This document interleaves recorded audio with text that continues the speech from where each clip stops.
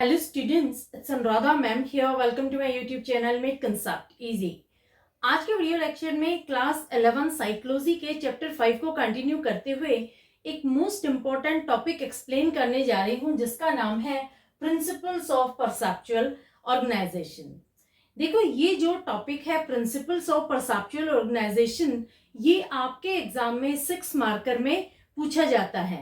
तो पूरा video lecture starting से एंड तक फुल कंसंट्रेशन के साथ देखना ताकि कोई भी की पॉइंट आपका मिस ना हो। देखो, जो आपका चैप्टर 5 है sensory attentional and perceptual process, ये क्लास 11th के लिए तो इम्पोर्टेंट है ही है। इसके साथ साथ जो बच्चे यूजीसी नेट की तैयारी कर रहे हैं उनके लिए भी ये एक मोस्ट इम्पोर्टेंट टॉपिक है, क्योंकि ये टॉपिक आपके सिलेबस में इंक्लूडेड है। प्रीवियस वीडियो लेक्चर में मैंने आपको परसेप्चुअल प्रोसेस डिटेल में एक्सप्लेन किया था, जिसमें मैंने आपको परसेप्शन का मीनिंग बताया था। इसके साथ साथ मैंने आपको ये भी बताया था कि कौन कौन से फैक्टर्स हैं जो परसेप्शन को इन्फ्लुएंस करते हैं। तो लिंक मैं आपको डिस्क्रिप्शन बॉक्स में दे दूंगी ताकि परसेप्शन का पूरा टॉपिक आप अच्छे से अंडरस्टैंड कर सके। आज हम लेते हैं प्रिंसिपल्स ऑफ परसेप्चुअल ऑर्गेनाइजेशन। देखो, वैसे तो परसेप्शन हर सेंस ऑर्गन में होता है, लेकिन आज हम बात करेंगे विजुअल परसेप्शन की। विजुअल परसेप्शन को जब हम एनालाइज करते हैं तो हम देखते हैं कि इसमें 3 चीजें होती हैं। एक है पॉइंट्स, दूसरी है लाइंस और तीसरा है कलर। यानी जब हम तीनों एलिमेंट्स को ज्वाइन कर देते हैं, इनको इकट्ठा कर देते हैं, तो बनता है होल, तब बनता है एक कंप्लीट ऑब्जेक्ट। और हमारे परसेप्शन में हम हमेशा किसी भी चीज को एज अ होल परसीव करते हैं, हम कभी भी उसके पार्ट्स को परसीव नहीं करते। जैसे जब आप एक कार देखते हैं तो आप हमेशा कार को एज अ होल परसीव करेंगे, as a complete object perceive करेंगे। कभी भी आप कार के पार्ट्स को परसीव नहीं करेंगे। कभी भी आप कार में ये नहीं देखेंगे कि ये इसके व्हील है, ये स्टीयरिंग व्हील है, ये इसकी सीट है, ये ब्रेक है। उसे एज अ होल परसीव करते हैं। ये होता है फॉर्म परसेप्शन। फॉर्म परसेप्शन ये एक इंपॉर्टेंट टर्म है, आपके एग्जाम में 1 मार्कर में पूछी जाती है कि फॉर्म परसेप्शन क्या होता है। तो कैसे लिखेंगे आप form perception? Form perception is the process of organising visual field into meaningful whole. For example, bicycle as a complete object. देखो, जब आप किसी भी चीज को देखते हैं तो उसे हमेशा as a complete object perceive करते हैं, एज अ होल परसीव करते हैं। ये होता है फॉर्म परसेप्शन। जैसे आप बाइसिकल देखते हैं तो कभी भी आप बाइसिकल के पार्ट्स नहीं देखेंगे, उसे एक कंप्लीट ऑब्जेक्ट की तरह से परसीव करेंगे। कभी भी आप ये नहीं कहेंगे कि ये बाइसिकल का पैडल है, ये इसका हैंडल है, ये इसका सैडल है, ये इसकी सीट है। कभी हम ऐसे परसेप्शन नहीं करते हैं। हम हमेशा चीज को एक कंप्लीट ऑब्जेक्ट की तरह से परसीव करते हैं। ये होता है फॉर्म परसेप्शन। अब देखो, एक चीज मैं आपको क्लियर कर दूं, फॉर्म परसेप्शन और परसेप्शन ये दोनों अलग अलग टर्म है। फॉर्म परसेप्शन में क्या होता है कि हम विजुअल फील्ड को मीनिंग देते हैं, और जो परसेप्शन होता है उसमें हम सेंसेशन को मीनिंग देते हैं। कई बार क्या होता है कि आपके एग्जाम में फॉर्म परसेप्शन पूछा जाता है और बच्चे आंसर कर रहे हैं परसेप्शन का। फॉर्म परसेप्शन में क्या होता है कि हम विजुअल फील्ड को एक मीनिंग देते हैं, और परसेप्शन में क्या होता है कि हम सेंसेशन को एक मीनिंग देते हैं। इसमें हमारे 5 जो सेंसेस हैं उनको मीनिंग दिया जाता है, और फॉर्म परसेप्शन में सिर्फ एक ही सेंस को मीनिंग देते हैं, जो है विजुअल सेंसेशन। क्लियर? तो फॉर्म परसेप्शन आपको क्लियर हो गया। अब देखो, आप लोगों के दिमाग में भी एक क्वेश्चन अराइज होता होगा कि किस तरह से हम डिफरेंट एलिमेंट को जोड़कर एक होल बनाते हैं। तो इस तरह के क्वेश्चन को आंसर करने के लिए बहुत सारे स्कॉलर्स ने कोशिश की, जिसमें मोस्ट एक्सेप्टेड है गेस्टोल्ट साइकोलॉजिस्ट। गेस्टोल्ट साइकोलॉजिस्ट में 3 प्रोमिनेंट साइकोलॉजिस्ट आते हैं। एक है कोहलर, दूसरे हैं कॉफका और तीसरे हैं वर्दिमर। अब देखो, सबसे पहले मैं आपको टर्म क्लियर करती हूँ, गेस्टोल्ट।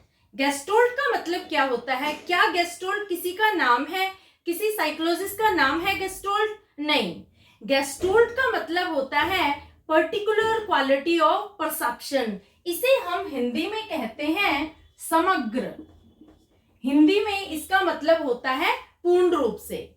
तो देखो, जो गेस्टोल्ट साइकोलॉजिस्ट थे, उनका भी यही मानना था कि जब हम किसी भी चीज को देखते हैं तो हमें उस चीज को एज अ होल देखना चाहिए, ना कि उसके पार्ट्स को परसीव करना चाहिए। इसमें 3 प्रोमिनेंट साइकोलॉजिस्ट थे। एक थे कोहलर, दूसरे थे कॉफका और तीसरे थे वर्दिमर।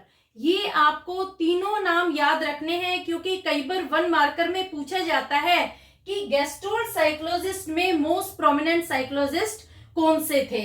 तो ये थे कोहलर, कॉफका और वर्दिमर। इन तीनों का भी यही पॉइंट ऑफ व्यू था कि जब भी हमारा परसेप्शन हो तो वो एज अ होल होना चाहिए, कभी भी हमें पार्ट्स को परसीव नहीं करना चाहिए। तो उन्होंने कैसे स्टेट किया? We perceive different stimuli as an organised whole which carries definite form. इन्होंने क्या कहा कि जब हम स्टिमुलाई को परसीव करते हैं तो उसे एक ऑर्गेनाइज्ड होल की तरह से हमें परसीव करना चाहिए, क्योंकि वो उसकी एक डेफिनेट फॉर्म लेकर आता है, उसे एक पूरा रूप देता है। कभी भी हमें उसके पार्ट्स को परसीव नहीं करना चाहिए, उसके पार्ट्स पर फोकस नहीं करना चाहिए। उन्होंने एग्जाम्पल दिया है फ्लावर पॉट का। देखो, एक फ्लावर पॉट है, उसमें आपने बंचेस ऑफ फ्लावर रख दिए। तो फ्लावर पॉट क्या है? ये एक कंप्लीट ऑब्जेक्ट है। इसे हम एज अ होल परसीव करेंगे कि ये एक फ्लावर पॉट है। कभी भी हम ऐसे परसीव नहीं करेंगे कि ये एक पॉट है, इसमें कुछ फ्लावर्स हैं, कुछ लीव्स हैं। नहीं, इसे हम एज अ होल परसीव करेंगे कि ये एक फ्लावर पॉट है। अब सपोज फ्लावर पॉट में से आप फ्लावर्स रिमूव कर रहे हैं और सिर्फ पॉट बच जाता है, तब भी वो एक होल है, उसे आप परसीव करेंगे एज कंप्लीट ऑब्जेक्ट, क्योंकि वो एक पॉट है। फ्लावर्स निकालने के बाद ऐसा नहीं हुआ कि उसके टुकड़े हो गए या वो टूट गया, वो अब भी एक कंप्लीट ऑब्जेक्ट है, उसे हम एज अ होल ही परसीव करेंगे। यहाँ पर सिर्फ कॉन्फ़िगरेशन चेंज हुआ है। जब आपने फ्लावर्स रखे थे पॉट में तो वो एक कॉन्फ़िगरेशन था, और जब आपने फ्लावर्स निकाल दिए उस पॉट में से तो वो दूसरा कॉन्फ़िगरेशन था। समझ आया? तो इनका कहने का यही मतलब है कि जब भी हम किसी चीज को देखते हैं तो उसे हमेशा एज अ होल परसीव करना चाहिए, ना कि हमें उसे पार्ट्स में परसीव करना चाहिए। अब देखो, गेस्टोल्ट साइकोलॉजिस्ट ने होल परसेप्शन के साथ साथ और भी कुछ इंपॉर्टेंट बातें बताई है, वो मैं आपको बता रही हूँ। इन्होंने एक टर्म दी थी गुड फिगर और प्रेग्नेंस की। गुड फिगर का दूसरा नाम है प्रेग्नेंस। कई बार आपके एग्जाम में ये भी पूछा जाता है कि प्रेग्नेंस क्या होता है। देखो, इसमें क्या होता है कि जब हम किसी चीज को परसीव करते हैं तो हम हमेशा उसको as a good figure perceive करते हैं, क्योंकि जो हमारा माइंड होता है वो हर चीज को सिंपलेस्ट वे से एक गुड फिगर के रूप में ही परसीव करने की कोशिश करता है। कभी भी वो चीज को कॉम्प्लिकेटेड नहीं बनाता, किसी तरह की कॉम्प्लेक्स सिचुएशन वो किसी चीज में डेवलप नहीं करता। तो इसमें आप क्या लिखेंगे? Our cognitive process are always oriented towards perception of good figure. यानी हम हमेशा जब किसी चीज को परसीव करते हैं, नोटिस करते हैं, किसी चीज को देखते हैं तो उसे as a good figure perceive करते हैं, सिंपलेस्ट वे में परसीव करते हैं, ताकि वो चीज हमें इजीली समझ आ जाए। अब देखो, गुड फिगर के साथ साथ इन्होंने एक बात और बताई कि जब हम किसी चीज को परसीव करते हैं तो उसमें 2 चीजें होती है। एक होता है फिगर, दूसरा होता है बैकग्राउंड। तो इन दोनों में भी उन्होंने डिस्टिंक्शन बताया है। Figure ground segregation. Figure has definite shape and clear outline which ground has not. For example, when we see words on page, painting on wall and birds in sky. देखो, इन्होंने क्या कहा कि जब हम किसी चीज को परसीव करते हैं तो उसमें दो चीजें तो होती हैं, एक फिगर दूसरा बैकग्राउंड। जो फिगर होता है वो हमारी अटेंशन को कैच करता है क्योंकि वो उभरा हुआ हिस्सा होता है। जैसे देखो, जो वर्ड्स हैं वो क्या है, वो है फिगर, और पेज क्या है, पेज है बैकग्राउंड। इसी तरह से जो पेंटिंग है ये क्या है, ये है फिगर, और वॉल क्या है, वॉल है बैकग्राउंड। बर्ड्स जो आकाश में फ्लाई कर रहे हैं, बर्ड्स क्या है, बर्ड्स है फिगर, और स्काई क्या है, स्काई है बैकग्राउंड। यानी जो चीजें इजीली हमारी अटेंशन को कैच करती हैं, आसानी से जिन चीजों को हम नोटिस कर लेते हैं, वो होते हैं फिगर। क्योंकि देखो, जो फिगर होते हैं उनमें डेफिनेट शेप होती है और क्लियर आउटलाइन होती है, जबकि जो बैकग्राउंड होता है उसमें कोई क्लियर शेप नहीं होती, ना ही कोई आउटलाइन। अब देखो, जो ये व्हाइट बोर्ड पर लिखा हुआ है ये क्या है, ये है फिगर, और इस सारी लिखावट के पीछे जो ये व्हाइट बोर्ड है ये क्या है, ये है बैकग्राउंड। तो हर चीज में एक बैकग्राउंड होता है, एक फिगर। फर्क सिर्फ इतना होता है कि जो फिगर होता है वो इजीली नोटिसेबल होता है, उसको हम इजीली परसीव कर लेते हैं, और जो बैकग्राउंड होता है वो जब हम ध्यान से देखते हैं तब हम उसे नोटिस करते हैं। इसी तरह से कोई पेंटिंग देख रहे हैं आप दीवार पर, तो आपका ध्यान कहाँ होगा, आपका ध्यान होगा पेंटिंग पर, ना कि दीवार पर, क्योंकि जो वॉल है वो बैकग्राउंड है और उस पर जो पेंटिंग है वो हमारी अटेंशन को कैच कर रही है। तो पेंटिंग क्या हुई, पेंटिंग फिगर बन गई, और जो वॉल है वो बन गया बैकग्राउंड। इसी तरह से बर्ड्स फ्लाई कर रहे हैं स्काई में, तो बर्ड्स को आप इजीली नोटिस कर रहे हैं, इजीली परसीव कर पा रहे हैं, और स्काई पर आप बाद में ध्यान देते हैं तो स्काई बन जाता है बैकग्राउंड, और जो बर्ड्स हैं वो है फिगर। तो ये आपको समझ में आ गया, बहुत इंपॉर्टेंट है फिगर ग्राउंड सेग्रीगेशन। ये आपके एग्जाम में 1 मार्कर में पूछा जा सकता है। तो होपफुली आपको यहाँ तक क्लियर हो गया होगा, क्योंकि इसके बाद मैं आपको बताऊंगी प्रिंसिपल्स ऑफ परसेप्शन। एक बार मैं रिकैप करवा देती हूँ। सबसे पहले मैंने आपको बताया फॉर्म परसेप्शन क्या होता है, ये बहुत इंपॉर्टेंट है, 1 मार्कर में पूछा जाता है। इसके बाद में मैंने आपको गैस्ट्रोल साइकोलॉजिस्ट के व्यू बताए कि वो परसेप्शन में किसी भी ऑब्जेक्ट को एज अ होल परसीव करते हैं, ना कि कलेक्शन ऑफ पार्ट्स।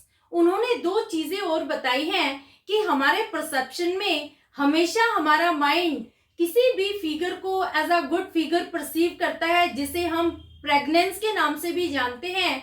इसके साथ साथ इन्होंने कहा कि जब हम किसी चीज को परसीव करते हैं तो उसमें 2 चीजें होती हैं, एक होता है फिगर, दूसरा होता है बैकग्राउंड। जो फिगर होता है उसको हम इजीली नोटिस कर लेते हैं, और बैकग्राउंड को जब हम नोटिस करते हैं जब हम उसे माइन्यूटली ऑब्जर्व करते हैं। क्लियर? अब हम लेते हैं प्रिंसिपल्स ऑफ परसेप्शन। देखो, पहला प्रिंसिपल आता है प्रिंसिपल ऑफ प्रॉक्सिमिटी। प्रॉक्सिमिटी का मतलब होता है पास में। ये प्रिंसिपल क्या कहता है, objects that are close together in shape are perceived as group. तो प्रॉक्सिमिटी प्रिंसिपल क्या कहता है कि जब ऑब्जेक्ट्स के बीच में गैप कम होता है, जो ऑब्जेक्ट्स एक दूसरे के क्लोज होते हैं उन्हें हम एक ग्रुप में रख देते हैं। जैसे देखो, इस डायग्राम को देखो, मैं आपसे पूछती हूँ ये क्या पैटर्न है, किस चीज का ये डायग्राम है, तो कभी भी आप इसे रेक्टेंगल शेप में परसीव नहीं करेंगे। आप क्या कहेंगे कि ये डॉट की सीरीज है। आप कहेंगे यहाँ पर 4 कॉलम बनाए गए हैं जिनमें 10-10 डॉट रखी गई हैं। तो समझ आया प्रॉक्सिमिटी प्रिंसिपल। प्रॉक्सिमिटी प्रिंसिपल यही कहता है कि जो चीज हमारे पास होती है, जिन चीजों के बीच में गैप कम होता है, उन्हें हम एक ग्रुप में रख के परसीव करते हैं। दूसरा प्रिंसिपल आता है प्रिंसिपल ऑफ सिमिलैरिटी। ये प्रिंसिपल क्या कहता है, objects which are similar to one another are perceived as group. देखो, जो चीजें एक दूसरे से सिमिलर होती हैं उन्हें हम एक ग्रुप में रखते हैं। अब देखो, इस डायग्राम को जब आप परसीव करते हैं तो आप कभी भी ऐसे परसीव नहीं करेंगे कि एक डॉट है, फिर एक स्क्वायर है, एक डॉट है, फिर स्क्वायर है, फिर डॉट है, फिर स्क्वायर है। कभी आप ऐसे परसीव नहीं करेंगे। आप कैसे परसीव करेंगे कि एक डॉट की लाइन है, दूसरी स्क्वायर की लाइन है, फिर डॉट की लाइन है, फिर स्क्वायर की लाइन है। तो इसी तरह से जो आइटम सिमिलर नेचर के होते हैं उन्हें हम एक ग्रुप में रख के परसीव करते हैं। तीसरा आता है प्रिंसिपल ऑफ कंटिन्यूटी। इसमें क्या आता है, we perceive objects which form continuous pattern. Principle of continuity क्या कहता है, हमारा माइंड उस चीज को इजिली परसीव करता है जिसमें एक कंटिन्यूअस पैटर्न होता है। जैसे देखो इस डायग्राम को जब हम देखते हैं तो यहाँ पर दो लाइनें हैं, एक है लाइन ए बी, दूसरी है लाइन सी डी। तो जब मैं आपसे पूछती हूँ कि इस पैटर्न को आप कैसे परसीव करेंगे, तो आपका यही परसेप्शन होगा कि लाइन ए बी है और दूसरी लाइन है सी डी जो इंटरसेक्ट कर रही है पॉइंट पी पर। कभी भी आप ऐसे नहीं कहेंगे कि ए पी एक लाइन है, पी डी दूसरी लाइन है, या सी पी एक लाइन है, पी बी दूसरी लाइन है, नहीं। क्योंकि हमारा माइंड हमेशा कंटिन्यूअस पैटर्न पर ही फोकस करता है, वो कभी भी ऐसी चीजों पर फोकस नहीं करता जो ब्रेक करके किसी चीज को फॉर्म करती हो। देखो अगर मैं आपको कहती हूँ कि इस पैटर्न को तोड़ के बताओ, इसे ब्रेक करो, तब तो आप कहेंगे कि एपी लाइन एक है, दूसरी पीडी लाइन है। लेकिन अगर मैं कंटिन्यूटी में आपसे पूछती हूँ तो आपका परसेप्शन होगा कि ए बी एक लाइन है और सी डी दूसरी लाइन है। क्लियर? तो कंटिन्यूटी आपको समझ में आ गई। इस प्रिंसिपल का यही मानना है कि हमारा परसेप्शन हमेशा कंटिन्यूअस पैटर्न पर ही फॉलो होता है। कभी भी जो चीज कंटिन्यूटी में नहीं होती उन पर हम फोकस नहीं करते। नेक्स्ट प्रिंसिपल आता है principle of closure. We tend to fill gap as perceive object as whole then in parts. देखो जब प्रिंसिपल ऑफ क्लोजर में हम किसी चीज को परसीव करते हैं तो अगर किसी ऑब्जेक्ट में कोई गैप है तो हमारा माइंड उस गैप को ऑटोमेटिकली फिल कर लेता है, क्योंकि ये एक ह्यूमन टेंडेंसी होती है। ये हमारे जो सेंस ऑर्गन है उसमें एक नेचुरल सिस्टम है कि जब हम किसी भी चीज को देखते हैं और अगर उसमें कोई गैप है तो ऑटोमेटिकली हम उस चीज को फिल कर लेंगे। जैसे देखो जो ये डायग्राम है ये एक ट्रायंगल का डायग्राम है। इसमें यहाँ पर जो गैप दिखाई दे रहा है इसे हम ऑटोमेटिकली फिल करके कहते हैं कि ये एक ट्रायंगल है, क्योंकि हमारे जो सेंस ऑर्गन होते हैं वो गैप को फिल करके एक कंप्लीट ऑब्जेक्ट बनाते हैं जिसे हम एज अ होल परसीव करते हैं। क्लियर? नेक्स्ट प्रिंसिपल आता है principle of smallness. Smaller areas tend to be seen as figure against larger background. देखो जो स्मॉलर एरियाज होते हैं बड़े बैकग्राउंड पर उन्हें हम बहुत इजीली नोटिस करते हैं। जैसे देखो ये जो सर्कल है ये व्हाइट बैकग्राउंड का है, इसे हम इजीली कैच नहीं करेंगे, बल्कि जो छोटे छोटे ट्रायंगल ब्लैक कलर के हैं उन्हें इजीली नोटिस कर लेते हैं। तो यही होता है हमारे परसेप्शन में कि जो चीज लार्जर बैकग्राउंड की होती है उस पर छोटी छोटी चीजों को हम इजीली नोट कर लेते हैं। तो यही होता है हमारे परसेप्शन में कि जो चीजें छोटे साइज की होती है लेकिन लार्जर बैकग्राउंड पर होती हैं उसे हम इजीली नोटिस कर लेते हैं। नेक्स्ट आता है प्रिंसिपल ऑफ सिमेट्री। इसमें क्या आता है, symmetrical areas tend to be seen as figures against larger background. Symmetrical का मतलब क्या हुआ? सिमेट्रिकल का मतलब होता है मिरर इमेज। जो चीजें लेफ्ट और राइट दोनों तरफ से एक जैसी दिखती हैं उसे हम बहुत इजीली नोटिस कर लेते हैं। जैसे देखो इस डायग्राम में जो सर्कल है उसे आप मिरर में देखोगे तो आपको सर्कल दिखेगा। अगर आप इस स्क्वायर को मिरर में देखते हो तो ऐसे स्क्वायर ही नजर आएगा, लेकिन अगर आप इस ट्रायंगल को देखते हो तो जो राइट साइड 90 डिग्री का एंगल बना हुआ है वो आपको मिरर में दिखेगा लेफ्ट साइड 90 डिग्री का। तो हमारे परसेप्शन में सिमेट्रिकल चीजें बहुत जल्दी फोकस में आती है, उन्हें हम इजिली परसीव करते हैं। और लास्ट आता है प्रिंसिपल ऑफ सराउंडेडनेस। इसमें क्या आता है, the area surrounded by others tend to be perceived as figure. इसका मतलब क्या हुआ कि जो एरिया दूसरी चीज से सराउंडेड होता है उसे हम easily as a figure consider करते हैं। जैसे देखो इस फिगर में बी है वो क्या है, फिगर, क्योंकि दोनों तरफ डार्क ब्लैक कलर का एरिया सराउंडेड है तो ये इजीली नोटिसेबल है। तो जो फिगर होता है वो इजीली नोटिसेबल होता है और जो बैकग्राउंड होता है उसे जब हम माइन्यूटली ऑब्जर्व करते हैं तब वो हमारी नोटिस में आता है।